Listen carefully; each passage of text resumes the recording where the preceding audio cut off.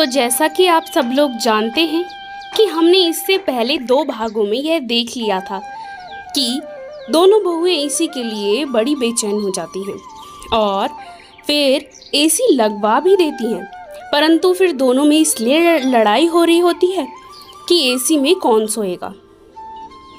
क्योंकि बड़ी बहू के कमरे में एसी लगी थी तो वह हक जताती थी और छोटी बहू वह बेचारी कुछ नहीं कर पाती थी, बस शिकायत कर देती थी। तभी सास ने सोचा कि अब कुछ करा जाए। इन दोनों में तो बात बिगड़ती ही जा रही है। दोनों पहले कितनी अच्छे से रहती थी, कितनी प्यार से रहती थी, और अब देखो, अब तो लड़ती ही रहती हैं बस दोनों। कुछ तो मुझे करना ही पड़ेगा।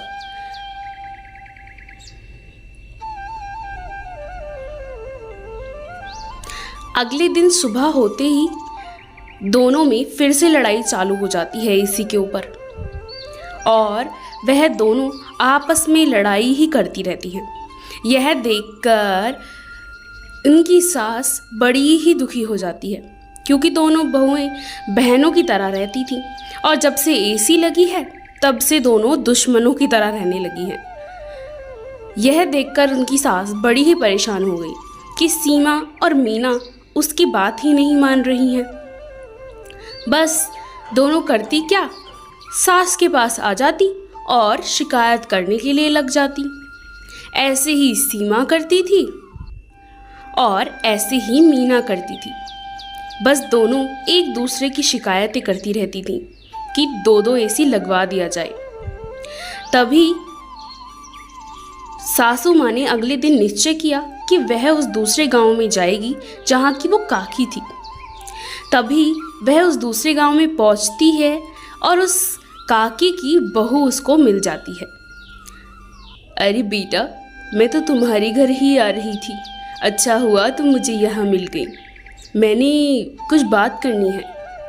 अच्छा माँ जी, आप वही हैं ना जो पास के गांव में रहती हैं? हमारी सास के पास आती हैं कभी कभी मिलने के लिए। अच्छा, मैंने आपको पहचान लिया है माँ जी। बेटा, वो तुम्हारी सास कैसी हैं? उम्मीद करती हूँ अच्छी ही होंगी। तुम तो बड़ी ही नसीब वाली हो कि तुम्हें ऐसी सास मिली है। कितना प्यार करती हैं वो तुमसे। मेरी बहुएं बता रही थी कि वह तुम्हारे लिए धूप में बाजार गई। कौन वो? कैसी बातें कर रही हैं आप माँ जी? वो सास? बस वो नाम की सास हैं। हम तो उनके साथ रहते तक नहीं हैं, तो वो क्या हमारे लिए सामान लाएंगी? क्या तुम सच कह रही हो बेटी? परंतु तुम्हारी सास तो परसों ही हमारे घर की तरफ आई थी और कह रही थी कि मेरी 4 बहुएं हैं, मैंने चारों के कमरे में अलग अलग एसी लगवाए हुए हैं और मैं चारों से बहुत प्यार करती हूँ।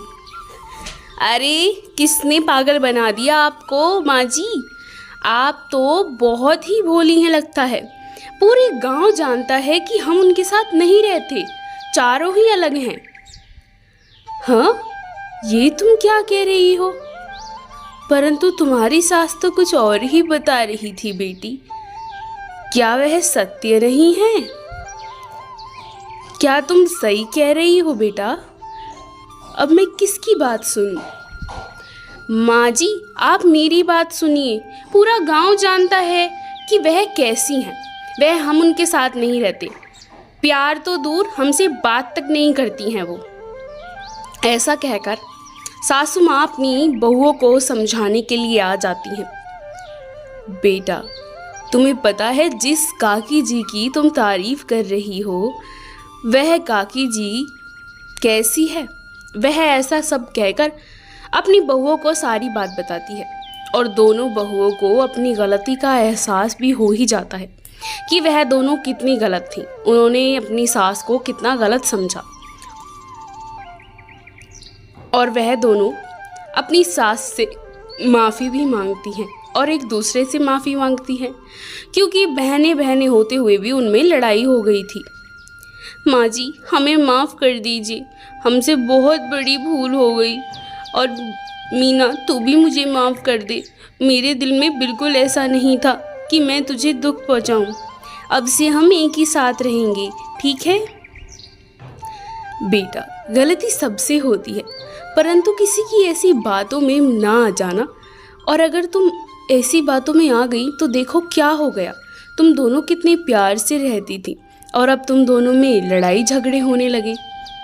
हाँ माँ जी, आप बिल्कुल सही कह रही हैं। मैं तो बड़ी हूँ, मुझे तो समझना चाहिए था कि ये छोटी है, परंतु मैंने नहीं समझा और लड़ाई कर ली। कोई बात नहीं दीदी, आप ऐसा क्यों कह रही हैं? और वैसे भी उस काकी जी की वजह से हम दोनों बहनों में लड़ाई हो गई, जबकि हमें आज तक कभी लड़ाई नहीं हुई है।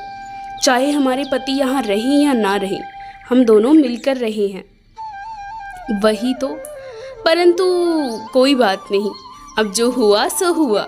अब हम दोनों मिल के रहेंगे और किसी को कुछ कहने का मौका भी नहीं देंगे। हाँ, मैं यही चाहती थी कि तुम दोनों मिल के रहो हमेशा की तरह। आज तक तुम दोनों की गांव में काफ़ी तारीफ होती आई है, परंतु इन कुछ दिनों से सब हमारे घर के बारे में बातें बना रहे थे। परंतु अब फिर से सब कुछ ठीक हो जाएगा माँ जी, आप तनिक भी चिंता मत कीजिए, हम हैं ना आपके साथ। अब हम सब अच्छे से मिलजुल कर एसी में सोया करेंगे। तो इस कहानी से हम यह सीखते हैं कि हमें कभी किसी के जीवन के साथ अपनी तुलना नहीं करनी चाहिए।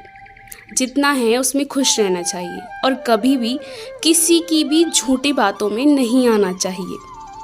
अगर आपको ये कहानी अच्छी लगी हो तो लाइक, शेयर और सब्सक्राइब ज़रूर करें।